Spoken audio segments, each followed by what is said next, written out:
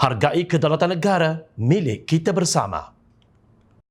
Laungan Keramat Merdeka kembali bergema di Bandar Hilir, Melaka bagi mengenang peristiwa bersejarah pengisytiharan Tarikh Kemerdekaan Persekutuan Tanah Melayu oleh Perdana Menteri pertama Tunku Abdul Rahman Putra Al-Haj daripada cengkaman penjajah di Padang, Bandar Hilir.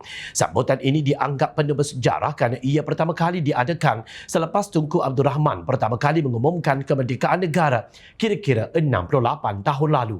Perarakan bermula dari bangunan merah menuju ke dataran Memorial Kemerdekaan sejauh kira-kira 600 meter dengan perarakan diketuai sebuah kereta antik bernomor pendaftaran M4442 yang dinaiki Perdana Menteri Datuk Seri Anwar Ibrahim dan Ketua Menteri Melaka Datuk Seri Abdul Rauf Yusof. Kenderaan berjenama National Ramber Custom jenis convertible buatan 1951 itu pernah dinaiki Tunku Abdul Rahman dan Wakil Sultan Perak Datuk Panglima Bukit Gantang Haji Abdul Wahab Tuh Muda Abdul Aziz ketika negarawan itu bersama rombongan Merdeka pulang dari London ke Padang, Bandar Hilir pada 20 Februari 1956. Sebaik tiba di pentas utama dataran berkenaan, Anwar yang melakonkan watak Tunku Abdul Rahman membuat pemeriksaan barisan pemuda sebelum Presiden MIC Tan Sri S.A. Vigneswaran yang bertindak sebagai Tun VT Sambandan mengalungkan bunga malai kepada Anwar sambil diperhatikan Menteri Pelancongan, Seni dan Budaya Datuk Seri Tiong Keng Seng yang melakonkan watak Setiausaha Agung MCA Tun Tan Cheng Lock. Laungan Merdeka sebanyak 3 kali kemudiannya bergema sejurus Anwar yang memegang watak Tunku Abdul Rahman membacakan deklarasi kemerdekaan bagi memperingati sambutan ulang tahun pengisytiharan kemerdekaan Persekutuan Tanah Melayu.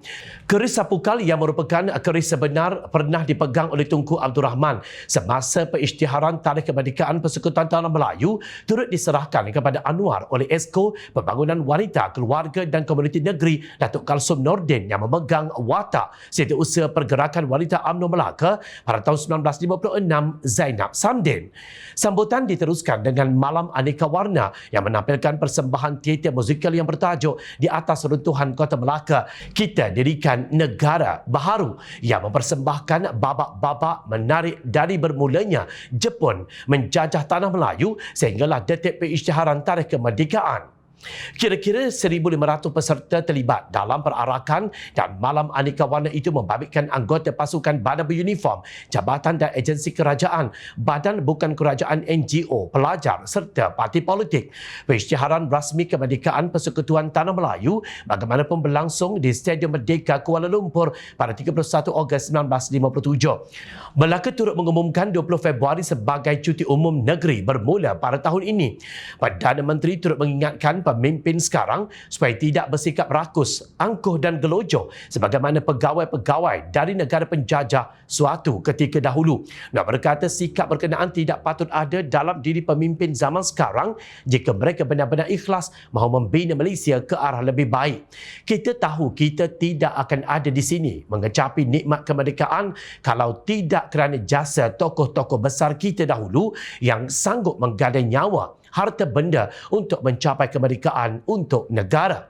Ini juga peringatan kepada pemimpin-pemimpin yang memikul amanah sekarang supaya belajar daripada elemen dan ciri yang positif dan baik daripada mereka yakni pemimpin terdahulu dan tidak terheret dengan amalan kerakusan, keangkuhan, kegelojohan pegawai-pegawai penjajah. Katanya, justru bagi mengenang jasa pemimpin terdahulu, generasi penerus harus berusaha sedaya upaya untuk mengangkat martabat negara ke peringkat yang lebih tinggi. Dalam pada itu, PMX berkata ketika perlembagaan negara kita dilihat memberi keistimewaan kepada orang Melayu, namun dalam masa yang sama undang-undang tertinggi negara juga tidak menyisihkan kaum lain yang bersama-sama memperjuangkan kemerdekaan negara. Dalam Melaka, perlembagaan negara oleh pemimpin-pemimpin ketika itu ditetapkan kedudukan bahasa Melayu, agama Islam sebagai agama persekutuan, hak istimewa orang Melayu dan kedaulatan Raja-Raja Melayu, tapi tidak pernah disebut maksud untuk meremehkan hak orang lain, merendahkan darjat orang lain atau menghina mereka, yakni kaum bukan Melayu. Kerana mereka semua diiktiraf sebagai warga negara yang sah yang bersama dalam tanah Melayu dalam memperjuangkan kemerdekaan. Ini pengajaran yang penting bagi negara kita. Selamat maju jaya Malaysia Madani. Moga bumi berdaulat ini terus terpelihara. Apapun fahaman dan ideologi politik yang kita dukungi, Ia bukan satu halangan untuk kita memelihara kedaulatan Malaysia yang bertuah